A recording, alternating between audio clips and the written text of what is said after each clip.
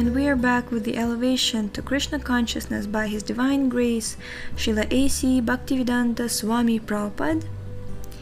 Page number 44, we're starting the chapter 4, Knowing Krishna as He Is. We do not need any high qualifications to offer prayers to the Supreme Personality of Godhead. Whatever our social or intellectual position may be, we can offer prayers. We do not have to be very learned or very scholarly, nor do we have to present our prayers in nicely selected words that are poetical, rhetorical, or metaphorical. None of this is required, although if it's there, it's very nice. We simply have to express our feelings, but in order to be able to do this, we have to be aware of our position. Once we are aware of our position, our feelings can be expressed sincerely and automatically. What is our position? This has been taught by Lord Chaitanya Mahaprabhu, who teaches us how to pray in his prayer. Nadanam najanam nasundarim kavitam vachakadisha kaumaye mama janmani janmanishvare bhavatak bhaktira haituki tvai. O Almighty Lord, I have no desire to accumulate wealth, nor do I have any desire to enjoy beautiful women, nor do I want any number of followers. What I want only is that I may have your causeless devotional service in my life, birth after birth. Shikshashtakam, verse number 4. In this prayer, the Lord of the universe is called Jagadish. Jagat means universe and Isha means Lord. Whether we are Hindu, Muslim, or Christian, or whatever, we must acknowledge that there is a supreme controller of this universe. This cannot be denied by anyone who has faith in God. Our conviction should be that our Supreme Father is Jagadish, or Lord of the entire universe. Only Lord Jagadish is in control, everyone else is controlled. The atheists, however, do not like this term because they like to think that they are in control. But actually, this is not the case. All beings in the material world are subject to the three modes of material nature: goodness, passion, and ignorance. But the Supreme Lord is above these modes. Tribhi gunamayer bhavair ebhi sarvamidam jagat mohitam na bhijanati mamebhyah paramavyayam. Deluded by the three modes, goodness, passion, and ignorance, the whole world does not know me, who am above them and inexhaustible.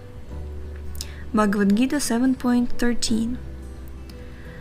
The Brahma Samhita also gives us information regarding Jagadish, the Supreme. In that work, Lord Brahma says that the Supreme Controller is Lord Krishna himself. Ishvara Parama Krishna. The word Ishvara means controller, and the word Parama means supreme. All of us are controllers to some limited extent. If we have nothing to control, sometimes we keep a dog or a cat so we can say, "My dear dog, please come here." In this way we can think, I am the controller. Sometimes the tables turn, however, and we find that the dog controls the master. This happens because actually no one is the controller and everyone is controlled. Unfortunately, we are forgetful of this situation, and this forgetfulness is called Maya. We refuse to accept any controller of this universe, because if we accept a controller, we have to account for our sinful activities. Just as when we accept the government, we have to account for our unlawful activities. Our position is that we want to continue our sinful activities, and therefore we deny the existence of a controller. This is the basic principle of godlessness. The current propaganda that God is dead is spread because people want to continue being rascals without restriction. This is the basic principle underlying the denial of God's existence. But, however much we deny His existence, He will not die. In this regard, there is a Bengali proverb that says, Shakuni share goru marana. The word Shakuni means vulture. Vultures enjoy dead animal carcasses, especially the carcass of the cow. Sometimes, a vulture may go for days without a carcass. Therefore, this proverb says that the vulture curses the cow, wishing him to die. But this does not mean that the cow will die just to oblige the vulture. Similarly, these atheistic vultures who want to see God dead so they can take pleasure in thinking now God is dead, I can do anything I like. We must know then for certain that there is a controller. That is the beginning of knowledge. Why should we deny the truth? In every field of activity we find some finite controller. So how can we deny the existence of an infinite controller in this creation? It is not without reason, therefore, that Lord Chaitanya Mahaprabhu particularly uses this word, Jagadish, Lord of the Universe. He does not manufacture the term, for it is found in many different Vedic mantras. For instance, Tavakara kama lavarena kama bhutashringam dalita hiranyakashipu tanubringam keshavadrita narahari rupa jaya jagadisha hare jaya jagadisha hare jaya jagadisha hare.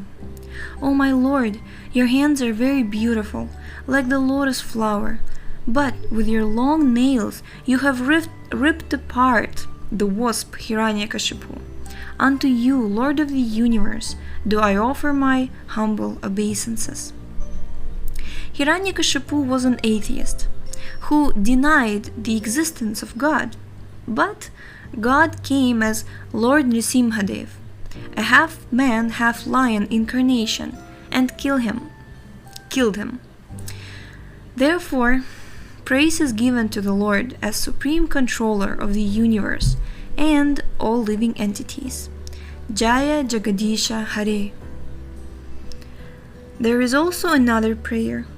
Jagannatha Swami Nayana Patagami Bhavatu Me.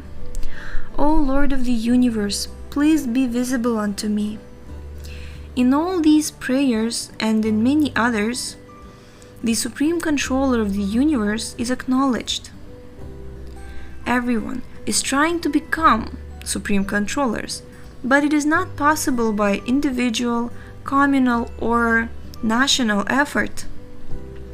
Because everyone is trying to be supreme, there is great competition in the world. The world is created in such a way, however, that no one can become supreme. Regardless of what position we place ourselves in, we will find that someone is inferior to us and that someone is superior. No one individual can say, I am the supreme, no one is above me. Nor can anyone say, I am the most inferior, no one is below me. Once we think that we are the most inferior, we'll immediately find someone is inferior to us. And once we think that we are the supreme, we'll immediately find someone superior. This is our position. God's position, however, is not like this. In Bhagavad-gita, Krishna asserts his superiority himself in this way. Mattah parataram nanyat kinchidasti dhananjaya Mai sarvam idam protam sutremani ganaiva. O conqueror of wealth, Arjuna, there is no truth superior to me. Everything rests upon me as pearls are strung on a thread. Bhagavad-gita 7.7. God is Asamardha, which means that no one is equal to or superior to him. If we find someone who has no superior, we can understand him as God. God can be defined as one who has no superior and who has no equal. This is the Vedic version. In the Upanishads, it is said, "Na tat samascha bhyadikascha drishyate." No one is found equal to or greater than him. Another characteristic of God is that he has nothing to do. In the material world, when a man is considered very important, he always has a great number of things to do. The President of the United States, for instance, is considered to be the supreme man in the country. But as soon as there is some disturbance in Central Europe or in any other place in the world, he immediately has to call a meeting of his cabinet to consider how to deal with the situation. So even he is required to do so many things. If he does not do anything, he is no longer the supreme man. In Vedic literatures, however, we find that God has nothing to do. Natasya karyam karanam cha vidyate. Krishna may act in so many ways in the world, but it is not because he is required to do so. This is indicated in Bhagavad-gita. Name parthasti kartavyam trishu lokeshu kinchana nanavaptam avaptavyam varta eva cha karmani. O son of Pritha, there is no work prescribed for me within all the three planetary systems. Neither am I in want of anything, nor have I the need to obtain anything, and yet I am engaged in work. Bhagavad-gita 3.22.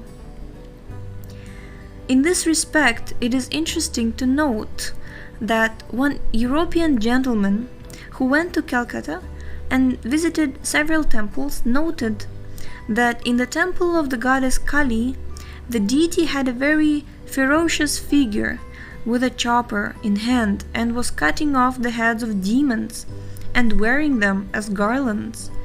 In other temples, he saw the deity engaged in similar activities. But when he came to the Radha Krishna temple, he said, "I find that in this temple there is God." When asked how he concluded this, he said, "In every temple I saw that the deity was doing something, but here I see that God is simply playing a flute and enjoying himself." He obviously has nothing to do. This is a very intelligent conclusion. Indeed, it is the Vedic conclusion. Jai. So thank you so much for tuning in today, and this book is in the description. You can find the link to read, download, or purchase. So please, this is your chance, and our email is also there if you'd like to connect with us. So this was Shravanam Diaries, and we will see you next time, continuing reading this beautiful chapter about knowing Krishna as he is. So stay tuned. Hare Krishna.